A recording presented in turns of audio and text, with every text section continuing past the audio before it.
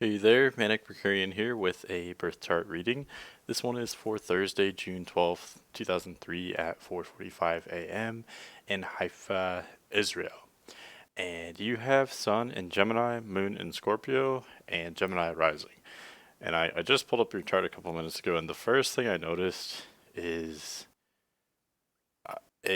what I would perceive as a potential for an immense curiosity. I think you would be a truth seeker. You would be very observant. You would really want to figure everything out, and you'd be like a sponge. You'd just be so like observant isn't even a good enough word. It's more like you're just, taking so much information in. And the reason why I say that is because you have the Gemini sun and Gemini rising, and Gemini is a very curious sign. It wants to learn and it's very observant. But you also have the Scorpio moon, which is very different, and it's in the sixth house. But the common thread between Gemini and Scorpio, there actually are a few common threads. They are very different signs, but they do have a couple things in common. But one of the common threads that links Gemini and Scorpio is that perceptiveness and the curiosity. Scorpio also wants to figure everything out, and it's very observant, I think, in a different way. But these two very different energies come together in you to make a person that is very much just wanting to take in a vast amount of information, and you're very capable of doing exactly that. You are well, you're capable of doing this for multiple reasons. One is because you think very quickly. That's common with Gemini energies. You can, I don't know, think quickly. But then let me back up. So you can think quickly, but also you're good at, analyzing. You're good at that kind of being analytical and thinking logically and rationally. You also have Mercury and Taurus, which is a little bit different. So this means that your thinking capabilities are very grounded, very practical. So you're not you are wanting to take in a vast amount of information, but you do want to make sure that that information is of quality. So you have a sort of healthy skepticism to you. Your moon in Scorpio also builds on this healthy skepticism because Scorpio can be a little bit of a pessimistic sign, and that's part of why it loves to figure everything out because it can feel a little bit emotionally out of control, especially having your moon there. So understanding your surroundings as a Scorpio moon, that will help you to feel in control and grounded and secure on an emotional level, basically. So all this together just comes together, in my eyes, to make a person who is very curious, very capable, and willing to just want to figure out everything. So I think that you would always be a curious person, but you're also very observant. Having Moon in the sixth house makes you a little bit misunderstood. It can make you a loner, but it makes for someone who is very understanding of other people. So you are very empathetic, you're very understanding, but you probably understand other people more than they understand you, especially with Gemini Sun and Rising. People don't realize that Gemini is actually a very misunderstood sign, and Scorpio is as well. But I don't know, I think people can misconstrue you. They don't really understand you. I think there's a lot of nuance with your personality, and it's a sort of a reflection of the nuance that you perceive. You can perceive so many different shades and coloration, so much nuance.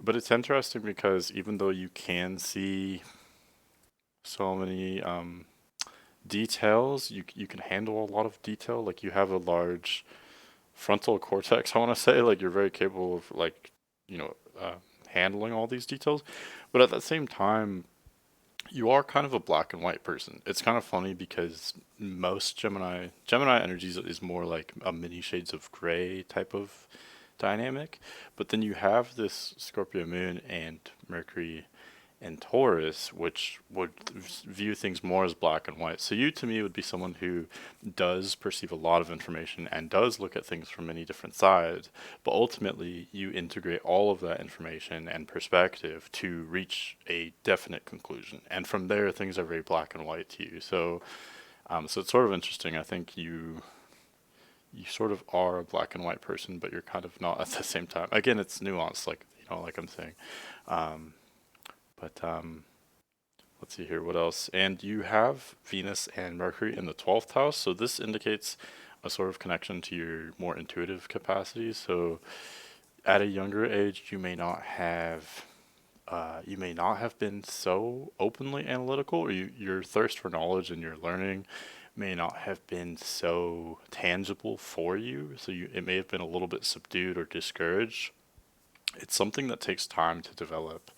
And this is sort of strengthened by Saturn in the first house in Gemini as well. That I think this is something that sort of increases exponentially as you age. It gets more and more momentum as you get a little bit older here.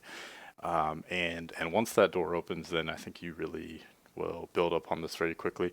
And the plus side, though, of having these placements is that the doorway for you to get into your own subconscious is more open than most people. So you can, with the 12th house, Mercury and Scorpio Moon is also good at this.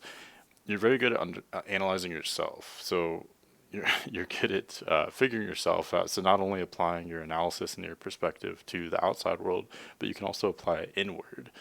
And let's see. So yeah, again, just to kind of recap that real quickly, this wouldn't be something you'd always be aware of. At a younger age, you might be a little bit oblivious to this, but as you get older, you would have that, you would gain that self awareness that allows you to, really figure yourself out and figure other people out as well.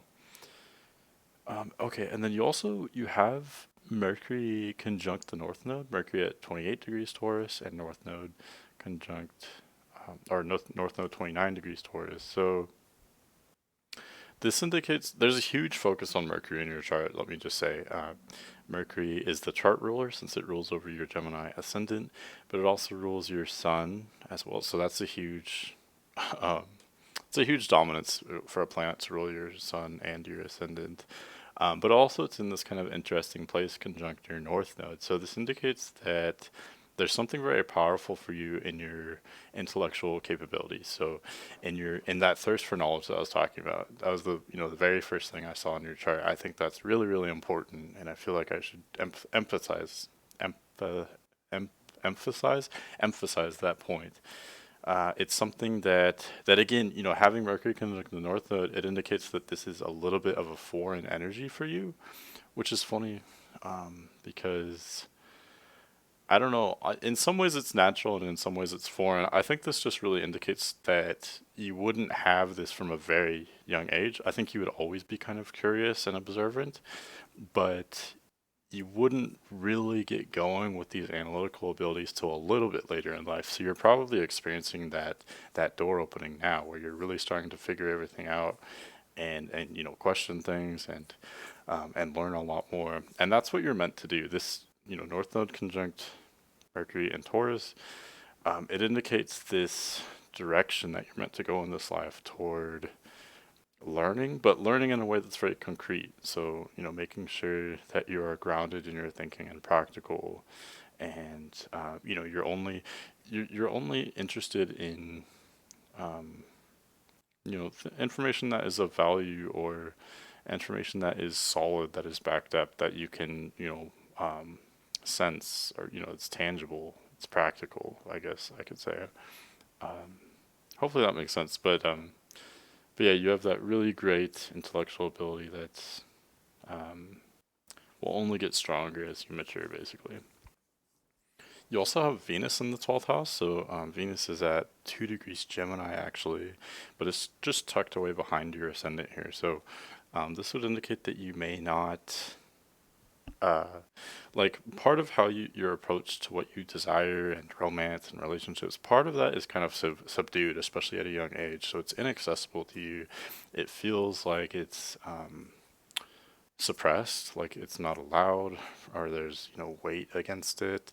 But this too, 12th house placements are late blooming placements, and so just like how Mercury in the 12th house indicates a slowly blooming intellect that will it doesn't mean it's not strong, it just means that it's sort of hidden or suppressed at a young age, but then later, once you kind of work it a little bit and flesh it out, then it becomes very strong, and it's um placements there, once you kind of develop them, then they become very powerful because there's a lot of awareness there. There's a lot of subconscious awareness there and understanding there. So anyway, so you have that with your intellect, but you also have that with your your Venus, which would show your approach to desire and love and romantic relationships. So all of that, the romantic sector of your life would be a little bit suppressed at a young age, but then later you would kind of really develop that, and from there it would almost take on like a spiritual. You would have a very like once, especially once you get maybe to the age you are now, around 18, you have your nodal return. So in other words, the nodes are coming back to the place they were when you were born. So you're probably having kind of an awakening right now, I would say. I would think that you're learning a lot right now since your Mercury's conjunct your North Node.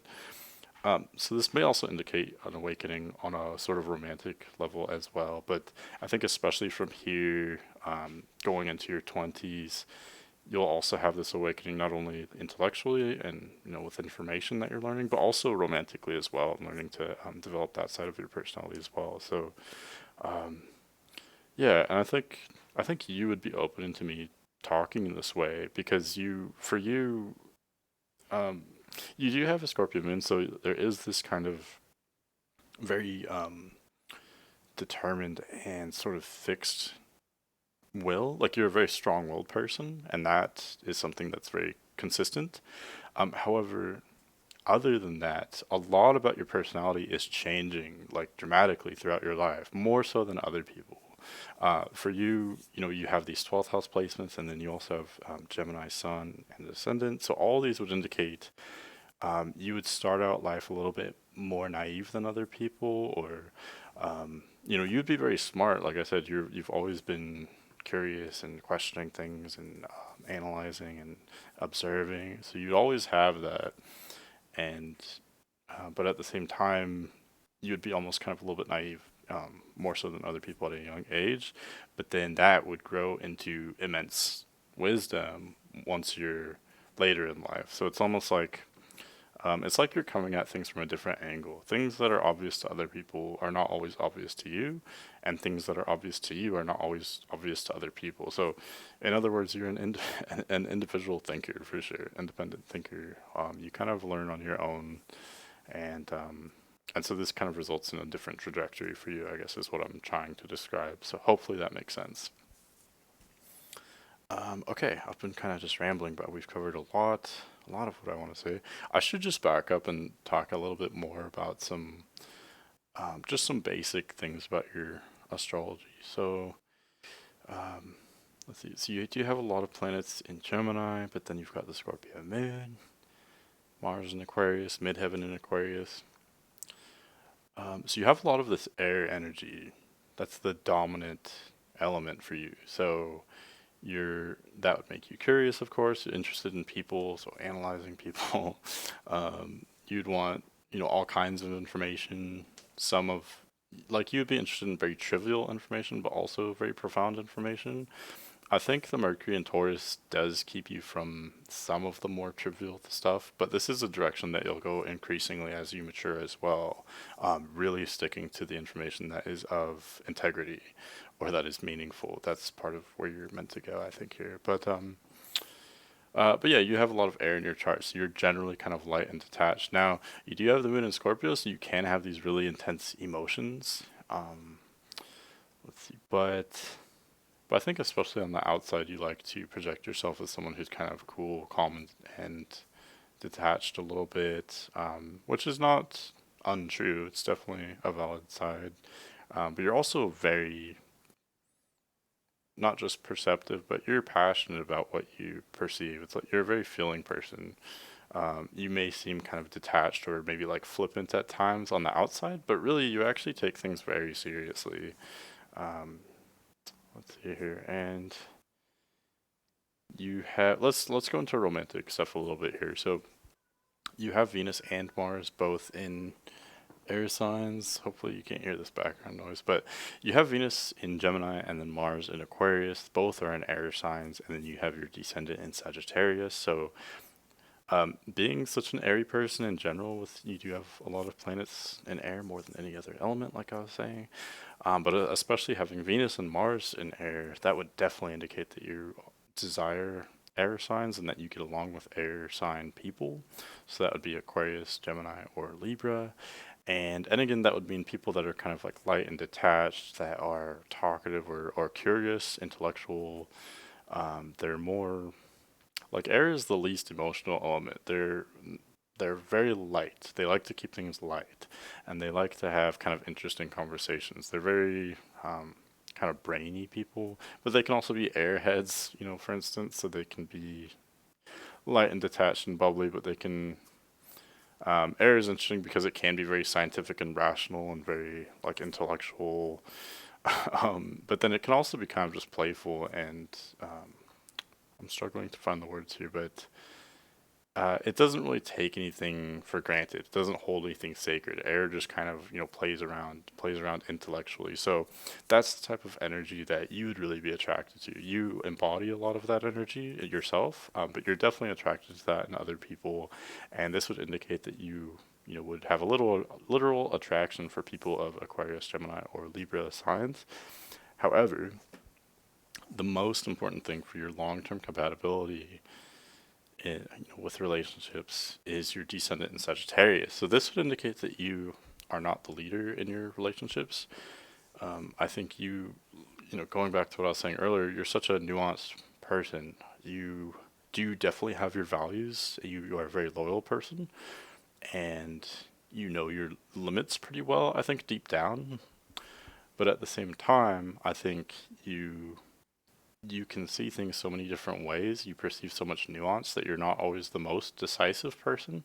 And so you actually prefer to be with a partner who's a little bit more outgoing and decisive than you are. Descendant in Sagittarius indicates that you're attracted to fire signs. You need some kind of fire in someone else, especially, romantically. So you would be well, for a long term compatibility, you would need someone who is very adventurous, outgoing, charismatic, someone who's kind of jovial and funny. And you kind of lack fire in your chart as well. You do have Jupiter and IC in Leo, Pluto in Sagittarius, but you kind of lack this element somewhat in your chart. So you don't always have that, charismatic, super outgoing, super energetic, super adventurous energy yourself. I think you're a more kind of thoughtful and feeling person. You're more intellectual and, all this stuff that I had mentioned earlier. So you kind of lack that fire, and as a result, you're sort of drawn to it. We are drawn to the elements that we lack, and so because you lack that element, you don't always understand people that are of that, energy.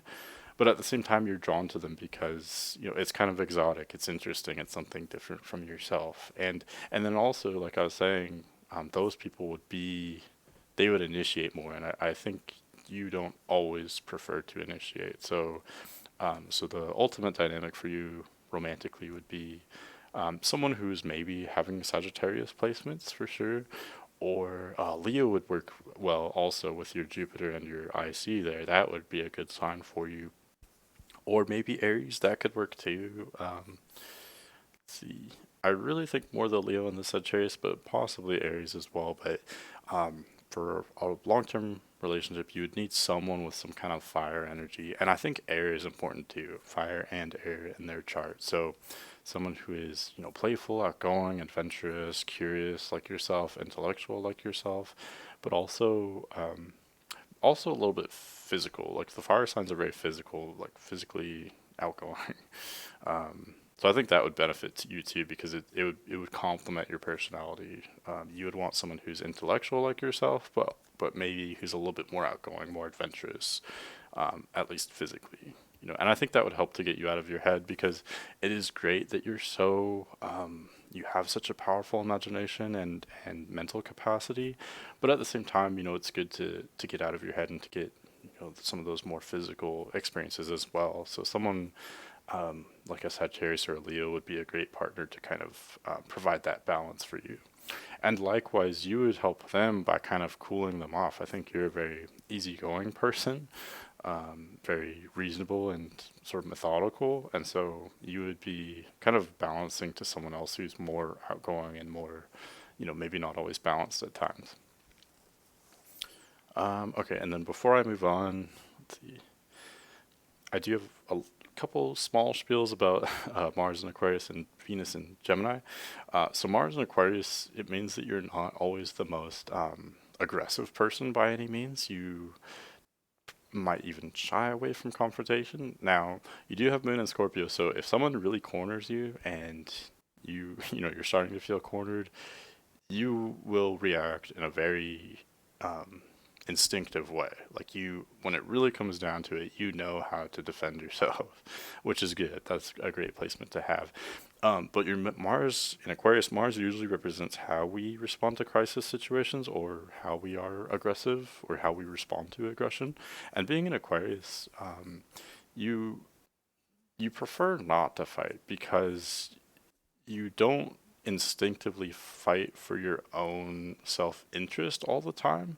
You would prefer to fight for the group or tribe you belong to. Aquarius represents the group or the tribe we belong to, and then Mars represents, how we fight and what we fight for. So you're not always in, you're not, you're not the most geared for being aggressive on an individual level.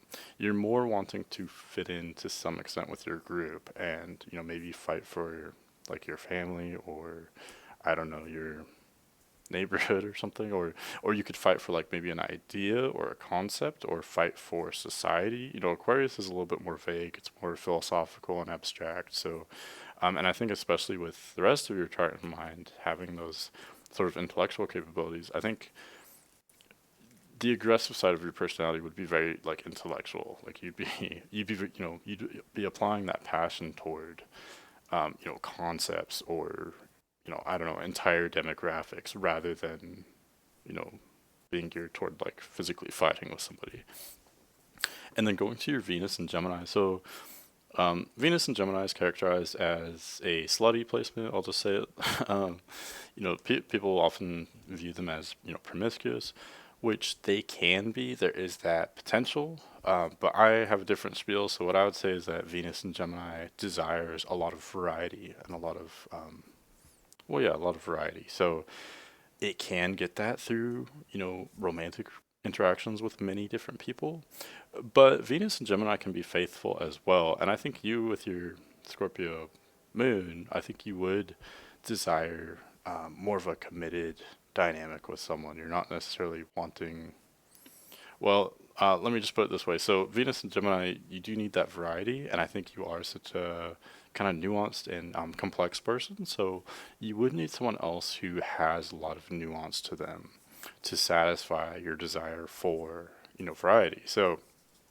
you'd need someone who has, many different sides to their personality, someone who's also complex like yourself, and who's someone who's multifaceted. So they're, a little bit of a interesting character, someone who is, there's substance there to digest. There's a lot of contrast within their personality. That would be really intriguing and attractive to you. And then also, you have this Gemini side which wants variety in all things, including relationships, and gets bored very easily. But then you have this Moon in Scorpio, which wants to just really delve into things. It likes to just really get into things deeply. And that, again, is like romantic, but also applying to anything. So combining those two is very powerful, because you can go very deep into many different things. It's very powerful that way. But applying that toward a romantic context, you would want someone very interesting and complex, but then I think the best thing would be to just, have that really strong connection with that one person. I think that's what you would most desire and need on a romantic context, if that makes sense. Okay, enough of that. Let's see. Well, one last little bit. So you have Lilith in oh, that's in Gemini as well. I was thinking it was Taurus, but it's actually 2 degrees Gemini. Okay, so that pretty much just backs up what I was already saying. That would indicate more of a desire for variety, um, kind of sexually a little bit. Um, okay, enough of that though. So let's talk about. Mm, let's actually go to your childhood. So you have South Node in. South Node's actually at 29 degrees Scorpio in the sixth house, which is interesting, and it's close to your moon. And then the moon is in fall in Scorpio, meaning that it's a challenging placement to have. Moon represents like your emotional core. It also does have to do with your mother to some extent, and um, so that's in a challenging position. And I'll get more into that in just a moment here. But then you also have your IC in Leo. So South Node in Scorpio indicates you are naturally good at um, you're naturally good at Scorpio type things, so you're good at really figuring people out and being manipulative. I think you have a really great potential to be manipulative if you so choose. I don't want to accuse you of doing that by any means because you, of course, have free will. I think you're a very, intellectual person, so you may decide for yourself whether or not that is beneficial to do. But I think you have the capability of it at least, being um, I don't even know how to put my thoughts into words, but being so understanding of other people and being able to learn so quickly and perceive things and being able to see different possibilities before you act and almost like chess, like seeing multiple moves ahead. Uh, you would be an excellent manipulator if you so choose. And so your South Node in Scorpio is indicating that you are excellent at that. You're excellent at manipulating, social behavior or psychology, and you can do so maybe even subconsciously at times, not even realizing it. And South Node in Scorpio could also indicate that you naturally want to almost hide behind someone else. So, like I read once that South Node in Scorpio indicates you may have, in a past life, you may have been like the advisor to a king or queen, for example, or, like someone who's hiding behind someone else, or you may have been like the number two person of a very large company, kind of controlling everything from behind the scenes. That's what you'd be very comfortable doing, and you're very good at all that type of thing. So again, that's sort of manipulating in some way. Because and the theme here is sort of not feeling powerful enough to act in a overt, direct way. Relying on these skills to manipulate or act behind the scenes. So some kind of theme there. I think hopefully you understand the theme I'm articulating here, but this would be something that you're very good at and you've been good at from a young age, but it's something that will destroy you if you remain in that frequency.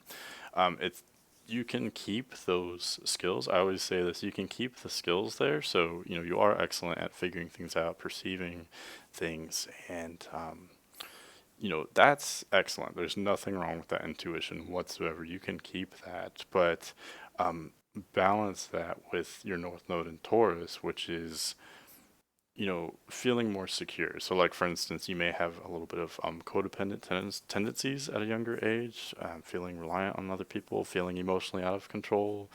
I think especially at a young age, you may have had these really wild emotional extremes.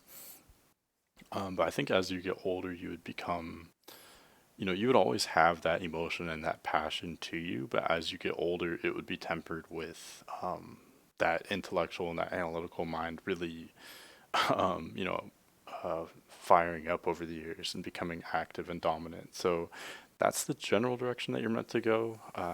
Coming from a place of codependency, maybe manipulation or emotional extremes, and then going toward a place of of security and sovereignty, acting within your own self sufficiency, and being more direct or overt, and then also coming from a place of like analytical reason more so than emotional intuition.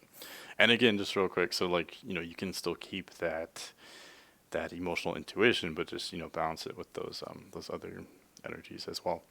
Anyway, I got a little bit sidetracked there, but so that is part, I guess, a little bit having to do with your childhood. I think you would have some emotional extremes. You would feel out of control, like not in control of your own circumstances. Having IC and Leo indicates that you felt like you were on display a lot as a child. Like I'm not sure how to go into that further, but I don't know, you felt exposed almost. And sometimes that could be a lot of fun, like everyone's paying attention to you. But other times it's not always wanted, it's not always comfortable. But the result of that is that you would learn to become very good at being the center of attention, which I think is funny because, like I said earlier, you are sort of misunderstood and you can be a little bit of a loner at times.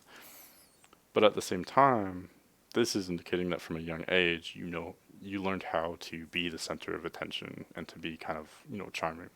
Which again is also funny because you really lack fire in your chart. So this may have been especially prevalent at a young age and maybe faded a little bit over the years. But this point right here is indicating that as a child, you're almost a little bit more Leo-like. So very fiery, outgoing, center of attention, charismatic, like a sunshiny personality. But Leo and Scorpio though can have those extremes of emotion. They're very passionate, but they can also become very upset. They can have kind of wild swings of emotion. So that would be indicative of your childhood, I think. But as you mature, you would become more going toward the opposite signs of Taurus and Aquarius. So becoming and also your Mercury since it's conjunct your North Node. So becoming more self-sufficient, more easygoing. I do think you'd be an easygoing person after childhood. I think much more so. And your midheaven in Aquarius indicates that in public, at school, at work, online, you're seen as someone who um, is Aquarius-like. So you are seen as someone intelligent, like almost like a scientist or something, or you're seen as someone who's very unique, someone who's very different, someone who's intelligent, intellectual, um, I don't know, kind of like worldly wise, if you will. That's sort of your career, your reputation, and that also indicates that I think you should really have a career where you can use your brain. Like midheaven and Aquarius signifies that, but it also corroborates with all your other placements as well. I think you're very good at figuring things out and coming to very sound conclusions. I think you're very good at that. Um, and again, just touching again on how you can integrate such a vast amount of information, like almost I'm picturing like this huge mess of just like crazy contradictory, all these different strings and tangents of information, and you can just digest all of that and then figure it out and almost organize it in a way and come to this very simplify it and create this sort of pragmatic solution or conclusion out of that what was a mess but is now this reason basically. I think that's the skill that you would have, and it's almost like you're doing this with your entire life, applying to what I said earlier, because at a young age I think it was so kind of emotionally out of control and wild. um, and there may have been some nostalgic moments that came out of that where things did feel larger than life at times, but it was out of control. And the direction is to go in a much more methodical, mentally oriented direction, I guess, and make um, create order out of chaos, basically, make sense out of things that did not make sense before. That's what you're meant to do in your life, and that's also meant, I think, as a potential skill and something really beautiful that you could offer to the world through your career. So I'm not sure exactly what that would be. I mean, really, it could be a lot of things, but something where you can handle, maybe vast amounts of data or information, and I don't know, something where you can utilize your ability to digest information like that would be really good. Okay, I know that was a lot. Oh, real quick, so you do have Jupiter by your IC, so This could indicate maybe traveling a lot as a child. Let's see, this could indicate, I don't know, having, it really comes, I guess I already said a little bit of this, but having an almost larger than life like childhood, or I don't know, like a childhood where you were going on like adventures and maybe traveling far, or just associating with people of different cultures or backgrounds, learning different information, like like being exposed to like philosophical information, or just exposed to different people from different places, and gaining wisdom out of that. I know that sounds a little bit vague, but it indicates an almost like um, uh, a very wild theatrical childhood, I guess, but one which you would gain some kind of wisdom out of it. Hopefully that makes sense. Um, and then I'm noticing this contradictory theme where you were very precocious as a child, like you grew up kind of quickly, but at the same time, it takes you a long time to develop these more those intellectual qualities. Like it's hard to describe, but I guess the main way I'd look at it is it would be more emotional and chaotic as a you would be more emotional and chaotic as a child, and your life, your circumstances would be, but then you become much more intellectual as you get older. Okay, Saturn in Cancer, actually, in the first house. Uh, so first, Saturn in the first house indicates that you're very hard on yourself. This would be especially difficult at a young age because you have very high standards for yourself. So this can cause depression or low self-esteem, like you feel like you're not good enough. But it's really because of your own standards that you put on yourself. And this is a good thing. It just takes time to work towards. So later in life, and you're probably going through this now. You're working on this now. But especially once you get into your 20s, and especially into your late 20s when you have your Saturn return, you will become a master at rising up to meet your own expectations. And of course, you have free will, but that's a major trajectory or potential here with this placement that it would take some time, could take 20, maybe even 30 years for you to, kind of gradually evolve or mature in this area, but you would rise up to meet your own high standards that you place for yourself. And that is really awesome. I personally love this placement just because it allows you to be very mature and wise and have a really resilient self-esteem once you're later in life, because you know that you are reaching your own standards for yourself, which is not something that's easy to do. um, so that is very challenging, especially at a young age, but it's especially rewarding later on because you'll just have that brilliant kind of confidence, that true confidence of like, it's something that you have to work for. Basically, you have to work for that confidence, but it will definitely come.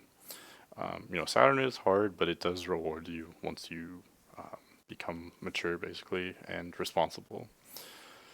Okay, and then also Saturn in Cancer indicates that um, you have this challenge with your home life as well, and I'll get more specific here. But Saturn in Cancer would indicate that as a child you didn't really feel like you had a home. Like, I don't know, you may have had a home, but it didn't feel like home. Um, Hopefully you know what that means. But and this too, it's Saturn that I'm talking about, so it would be a similar trajectory where it would be something very challenging at first, but it would be something that you would work toward.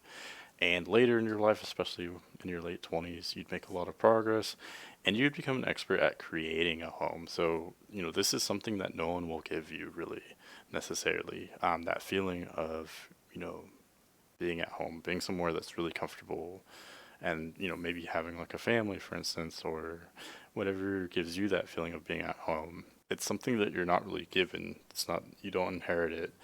It's something that you have to work for yourself to create this in your own life, and that will come naturally later in life for you. You'll just naturally kind of get good at this. I would think that's the main potential I see. Yeah, and then also just to add to that, so it also indicates that you'd be sort of a leader in that area later in life. So you'd be like the leader of your household or leader of the family, because you kind of created that theme. You created that home, if you will, or that family.